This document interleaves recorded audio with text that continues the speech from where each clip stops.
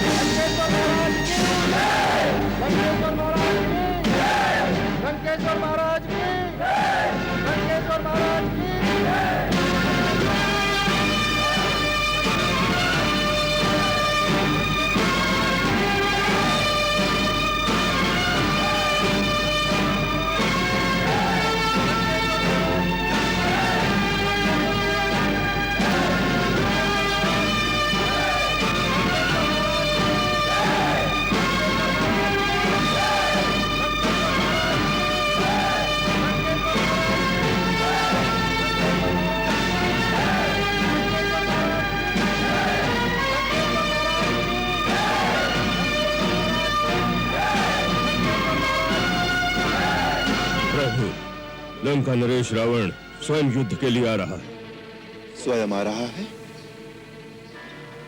इतनी जल्दी? हाँ प्रभु, उसे मकराक्ष और प्रहस्त की मृत्यु सहन नहीं हुई। इसका अर्थ ये भी है वो अपना संतुलन खो बैठा है। युद्ध में वीरों का इस प्रकार विचलित होना उचित नहीं होता।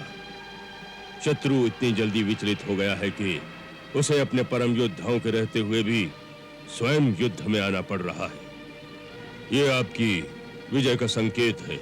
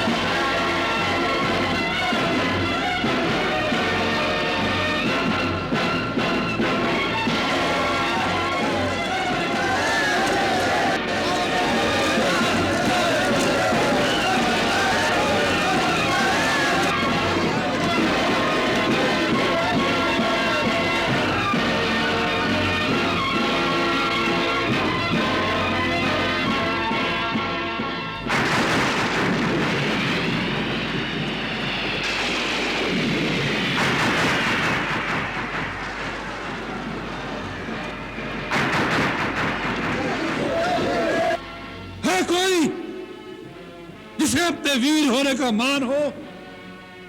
रणभूमि में खड़ा रावण युद्ध की चुनौती दे रहा है कोई? रावण, यहां तो एक से एक बढ़कर वीर ही वीर हैं। तुम जिससे हारना चाहो उसे स्वयं ही चुन लो।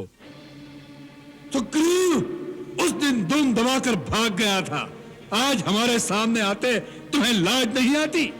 जाओ, रावण से युद्ध करना तुम्हारा काम नहीं। वह वनवासी कहा है राम, सुना है उससे युद्ध करने की बड़ी आकांक्षा है, इसलिए आज हम स्वयं पहले ही दिन आ गए हैं कि इस युद्ध को हम खींचकर लंबा करना नहीं चाहते। इसमें केवल तुम्हारे जैसे बेचारे निर्दोष निरीह प्राणी जो उसके बहकावे में आकर लंका पर धावा करने चले आए हैं, बेचारे मुफ्त में मारे जाएंगे। इससे अच्छा यही है उसे बाहर निकालो, जिससे उसकी युद्ध की अभिलाषा भी पूरी हो जाए और हम इस दुष्टता के बदले उसे प्राण दंड भी दे सके, जिससे लंका की ओर आंख उठाने का साहस फिर और कोई भी न कर सके। यह तुमसे किसने कह दिया कि कोई भी राह चलता दुराचारी चोर जब चाहे श्री राम प्रभु के दर्शन कर सकता है? शठ, तुम तो उनके हाथों दंड पाने के योग्य भी नहीं हो। यह काम भी हमें ही करना पड़ेगा।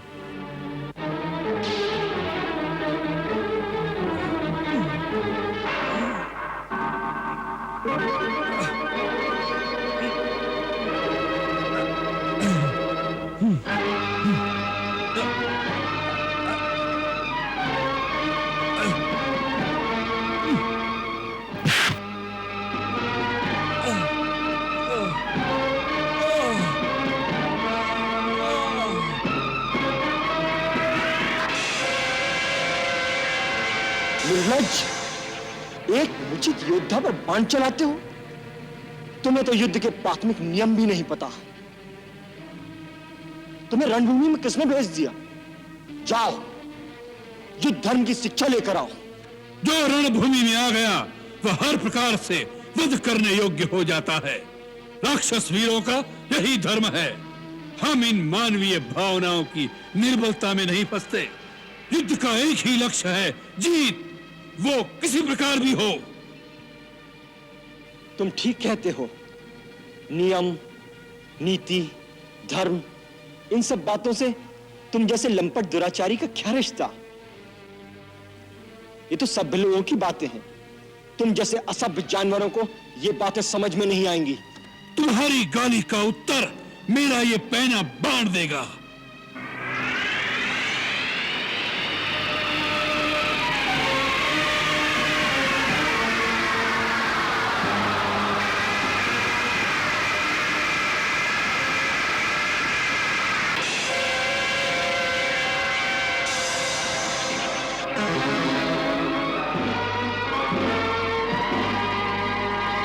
तुम जैसा पापी व दुराचारी जब निरुत्तर हो जाता है तो केवल शस्त्र का ही सहारा लेता है।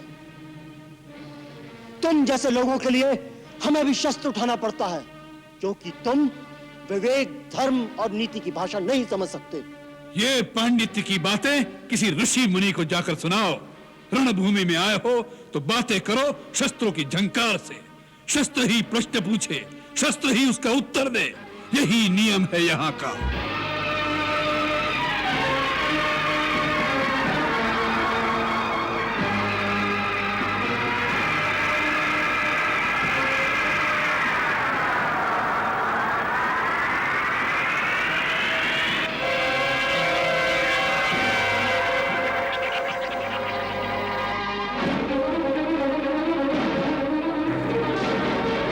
स्वयं जाइए प्रभु। आपके बिना उसका सामना कौन कर सकता है? वो अकेला ही हमारे अनेक योद्धाओं को मारकर हमारी सेना की बड़ी क्षति कर सकता है। युद्ध के पहले दिन ही यदि शत्रु का इस प्रकार प्रभाव बढ़ जाए तो अपनी सेना के मनोबल की हानि होती है।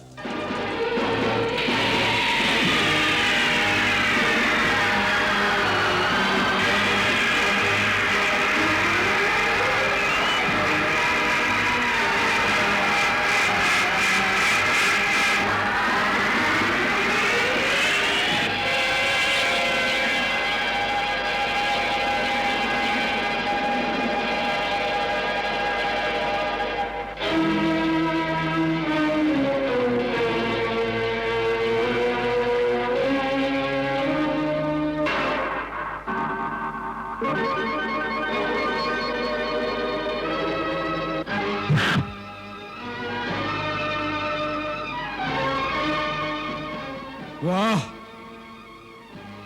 रावण के पैर भी डगमगा दिए। कोई बात है, एक अवसर हमें भी दीजिए।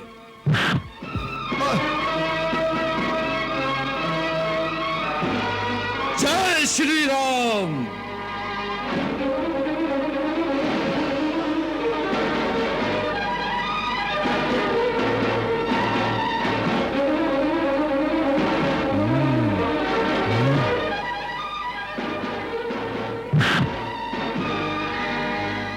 वाह रावण वाह।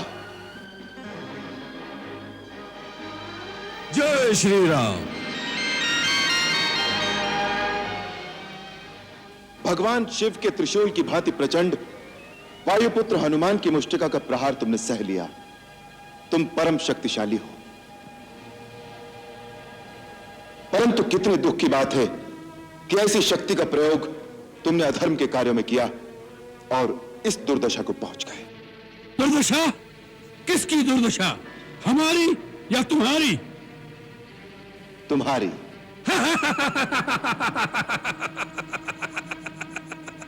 एक वन वन भटकते हुए वनवासी को स्वर्ण लंका के सिंहासन पर बैठे हुए त्रिभुवन विजयी लंकेश के वैभव में दुर्दशा दिखाई दे रही है। राम, तुम अपनी वाक पटुता के जादू से इन अज्ञानी वानरों को भरमा सकते हो, रावण को नहीं। भक्त और ज्ञानी में यही अंतर होता है। भक्त अनपढ़ हो, मूर्ख हो, परंतु हृदय का सच्चा और मन का सरल होता है। परंतु ज्ञानी तुम जैसा दुष्ट भी हो सकता है।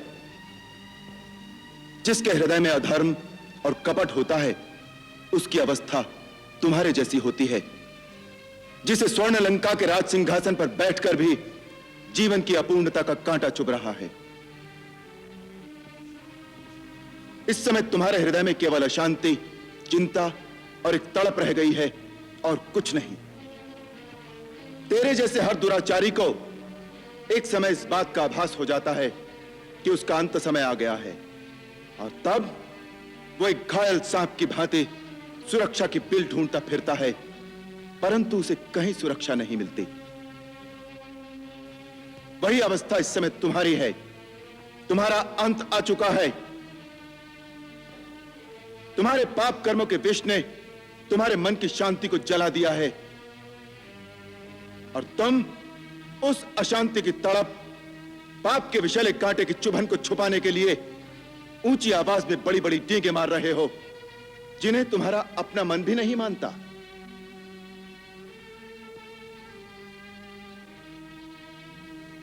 रावण, इसी अवस्था का नाम दुर्दशा है।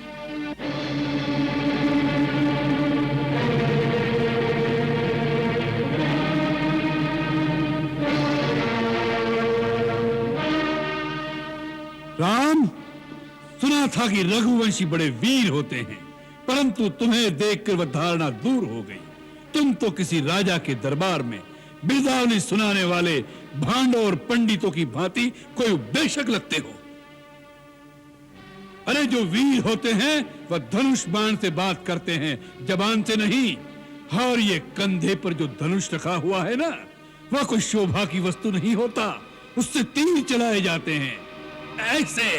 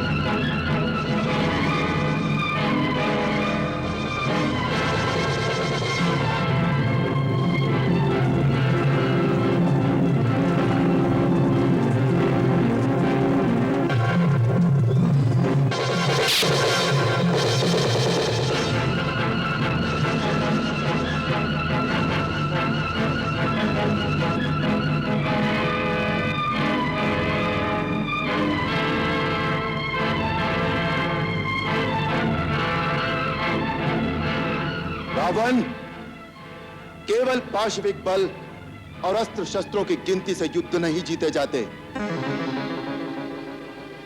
युद्ध जीतने के लिए धर्म और आध्यात्मिक शक्ति परम आवश्यक है। तुमने लक्ष्मण से कहा था कि तुम्हारे यहां कोई नीति, कोई धर्म नहीं होता। हमारे यहां युद्ध का भी धर्म होता है। हम शस्त्रहीन और निहत्थे शत्रु पर कभी वार नहीं करते। यह है रघुवंशियों की वीरता। लंका नरेश, तुम इस समय शस्त्रहीन, सुरक्षाहीन और अपमानित अवस्था में केवल शत्रु की दया के कारण जीवित हो। इसी का नाम है दुर्दशा। किया नहीं दस शीश को, केवल शस्त्र विहीन, आन बान अभिमान सब लिए राम ने छीन। अब जाओ, कल फिर शस्त्र लेकर आना।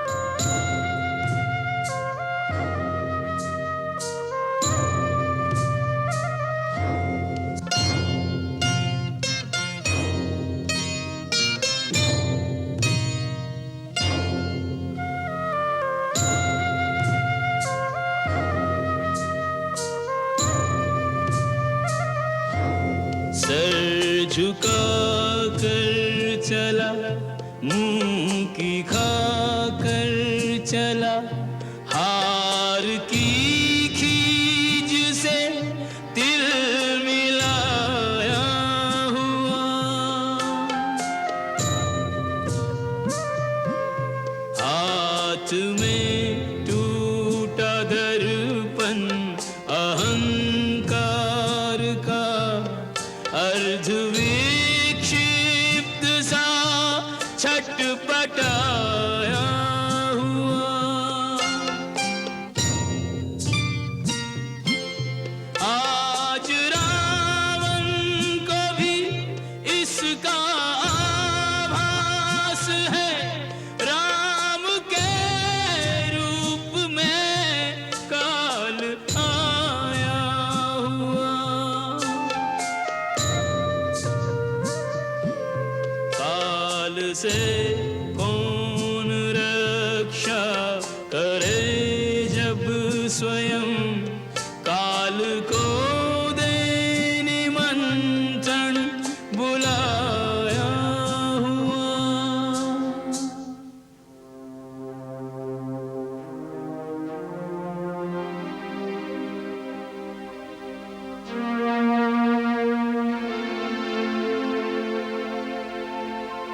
जिस राह से रथ पर निकला था, उस राह पे पैदल आज चले।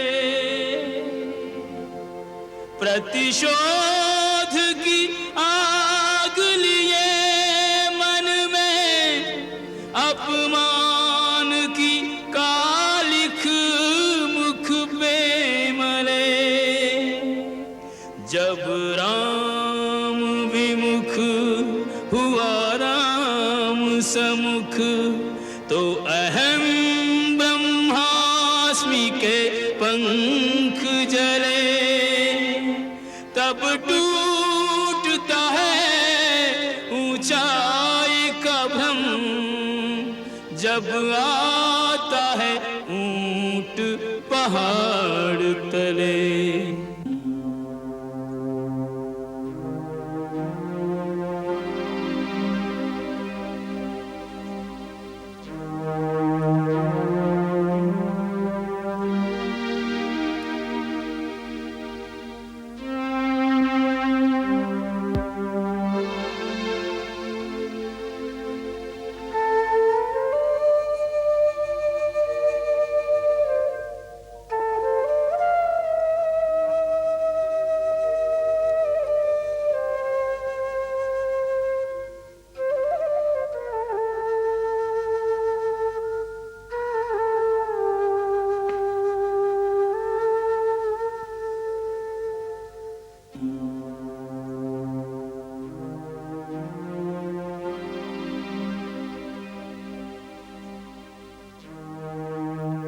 जाओ, हमारे विशेष संदेश वाहकों को तुरंत उपस्थित होने का आदेश दो। जाओ। जो आज्ञा महाराज।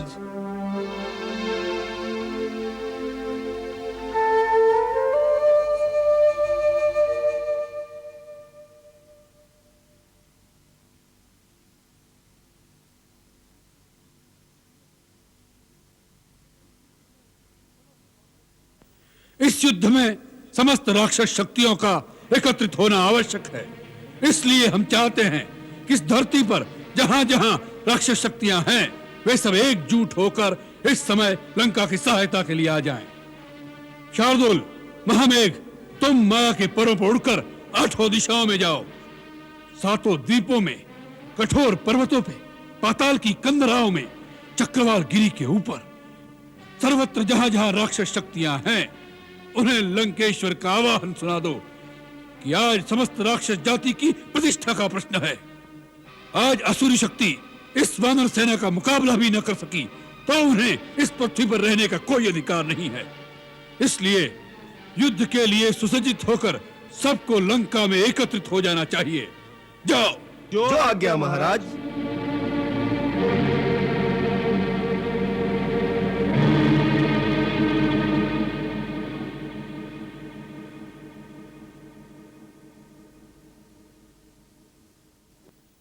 प्रणाम नाना जी। चिरंजीवी हो, यशस्वी हो। क्या बात है तात? तुम्हारे गात्र शिथिल हो रहे हैं। तुम्हारे मुखमंडल पर चिंता के मेघ मंडरा रहे हैं।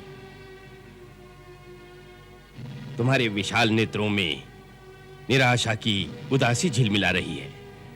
नाना जी, आप हम पर व्यंग कसने आए हैं, हमारा उपहास करने आए हैं। ये कैसी बात कर रहे हो लंकेश? तो फिर वही बात कहने आए हैं कि सीता को लेकर राम की चरणों में जा गिरूं? नहीं, अब वो बात कहने का समय नहीं है। हाँ वत्स, युद्ध को रोकने के लिए मेरा वो परामर्श उसी समय उचित था, परंतु अब युद्ध आरंभ हो गया है। अब मैं तुम्हें ऐसी कोई बात नहीं कहूंगा जिससे लंकेश के यश को धब्बा लगे। अब तो शूरवीर की भांति लड़ना होगा। अब या तो सीता को लंका की महारानी बनाओगे या शूरवीर की भांति अपना मस्तक रणचंडी के चरणों में चढ़ा दोगे। शूरवीर की भांति मरना भी पुरुष की एक शान है। तुम मेरे बालक हो, मैंने गोदी में खिलाया है तुम्हें।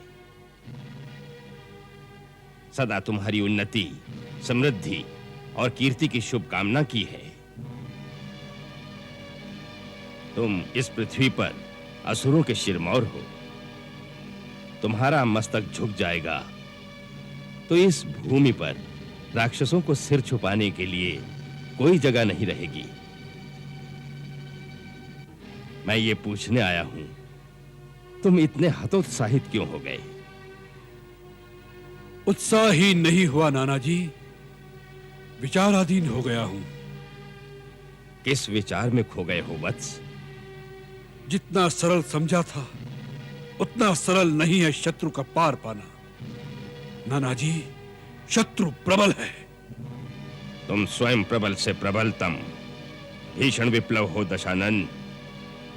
तुमने इंद्र के वज्र, शिव के त्रिशूल और विष्णु के सुदर्शन चक्र का सामना किया है लंकेश। यही तो विचार करने की बात है नाना जी। उस वनवासी राम का बाण जब कमान पर चढ़ता है तब चतुर्मुख ब्रह्मा के समान दिखाई देता है, और जब धनुष से छूटता है तब सहस्त्रमुख विष्णु के समान हो जाता है, और जब प्रहार करता है तब रुद्र के समान प्रलयंकारी बन जाता है। नाना जी, हमने इंद्र के कुलिश, शिव के त्रिशूल और विष्णु के सुदर्शन चक्र को अपनी ओर आते देखा है, परंतु उनके और राम के बाणों में अगाध भेद है। राम के बाणों की गति इतनी तीव्र है कि कब धनुष से छूटते हैं, कब निशाने पर लगते हैं, देवताओं की दृष्टि भी उसे नहीं पकड़ पाती, तो फिर इन चर्म चक्षुओं से कैसे दिखाई देंगे? मानो तीनों लोकों की शक्तियां उसमें समा गई हो। आज उसने हमसे युद्ध नहीं किया, केवल हमारा उपहास किया है, जैसे कोई बालक के साथ खिलवाड़ करके उसे भगा दे। ये तो और अच्छा हुआ पहले दिन ही तुमने शत्रु की थाह पा ली। तात, पहली विजय को अंतिम विजय मत समझो और पराजय के पहले झोंके को अंत तक पराजय मत मानो। शत्रु के बलाबल शक्ति संचित करके युद्ध करो। इसीलिए तो हमने 8 दिशाओं में राक्षस जाति को एकत्रित करने के लिए दूत भेज दिए हैं। और कहीं दूत भेजने की क्या आवश्यकता है, जबकि परम शक्तिशाली तुम्हारा भाई कुंभकर्ण तुम्हारे घर में ही सोया है। यही अवसर है, उसे जगाओ। वानर सेना के लिए वो अकेला ही काफी है, जगाओ उसे। आश्चर्य की बात है, आज तक ये बात हमारी दृष्टि में क्यों नहीं आई? नाना जी, आपने हमारी समस्या का समाधान कर दिया। नायक विरूपाक्ष, जाओ कुंभकर्ण की शयन केंद्र में जाओ, उसे जगाओ और उसे लंकेश्वर का संदेश सुनाओ। आज लंका को कुंभकर्ण की आवश्यकता आन पड़ी है। जाओ। जो आज्ञा महाराज। सीते, सीते, वो दिन आ गया है पुत्री, जब तेरे मन मंदिर में विराजमान मूर्ति तेरे सामने साकार विराज रही होगी। सपने ही सपने कब तक दिखाओगी माता? सपना सत्य होने की भूमिका तो युद्ध के पहले दिन से ही बन गई थी मेरी रानी। युद्ध शुरू हो गया है। कहा जाता है कि पहले मारे वही वीर। आज वही सत्य हुआ है। पहले ही दिन उन वानरों को तुच्छ समझने वाले घमंडी राक्षसों के वीरों को श्री राम की सेना ने परास्त कर दिया है। सच? और क्या समाचार है युद्ध के? मेरे रघुनाथ कैसे हैं? देवची लक्ष्मण को कोई क्षति तो नहीं पहुंची ना? क्षति तो केवल उनके शत्रुओं के भाग में आई है सीते। सुना है कि श्री रघुनाथ के तीखे तीर वाणी की गति से तेज, बिजली की चमक से बढ़कर उसे चकाचौंध करने वाले थे। सुर, असुर, देव, दानव, शत्रु, मित्र सब उसे चकित होकर देख रहे थे। पूरब में, पश्चिम में, उत्तर में, दक्षिण में, पृथ्वी पर, आकाश में चारों ओर श्री राम की सेना ही थी। इसका प्रभाव पापी रावण पर कब पड़ेगा? पड़ चुका है। पहले ही दिन तेरे परमवीर पति ने उसे निशस्त्र करके युद्ध की भूमि में सबके सामने अपमानित करके भेजा है। ये कहकर कि निशस्त्र पर हम रघुवंशी वार नहीं करते। जा, कल फिर आना। फिर क्या? वो एक घायल सर्प की भांति तड़प रहा है। उसका मनोबल टूट गया है और मैंने सुना है कि वो अपने भाई कुंभकर्ण को जगाना चाहता है।